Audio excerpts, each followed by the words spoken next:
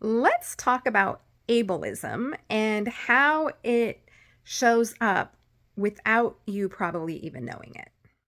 Hi, I'm Sharani, and I am a therapist turned spiritual healer, mentor, and coach for people who are here to eradicate supremacy culture, which, by the way, should be all of us. I'm currently recovering from surgery, and it was a major surgery, and so I'm not at full capacity. And I find myself when I'm walking around at stores, I'm very slow.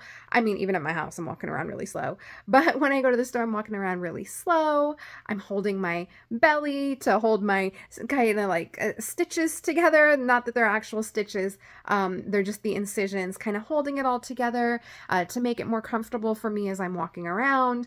And today I went to the store with my mother-in-law, who happens to be a almost 78-year-old Indo-Fijian woman.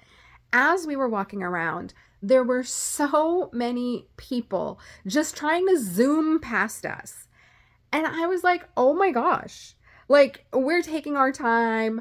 Granted, she gets a little zippy when she gets the cart, and because it helps with mobility. So she's zipping around or gets zippier. But then there's all these people zipping around.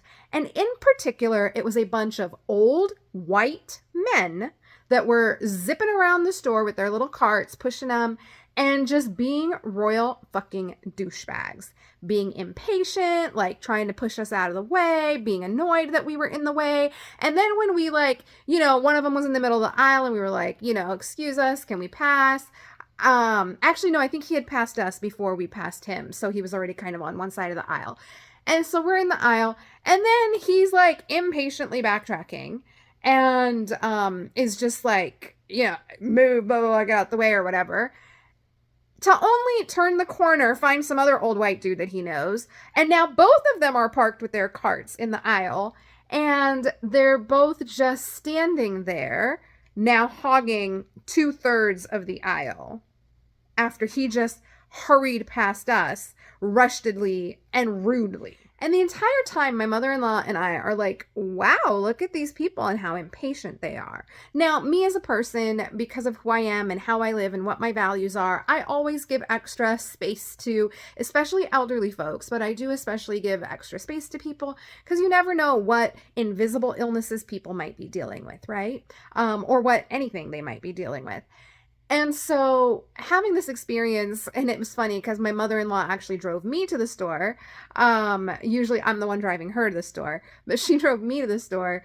And going with her and both of us being, just not physically as able to do things.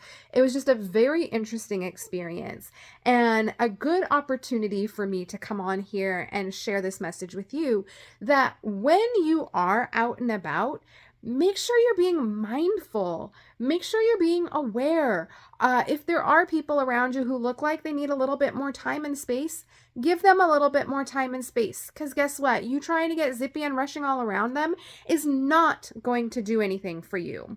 And it's not going to do anything for them. It's just going to create more chaos, more drama, more of that nervous system activation that nobody needs. Okay? And so take some time, slow down, give people extra time, give people extra space, and overall, just be a good fucking human. That's all.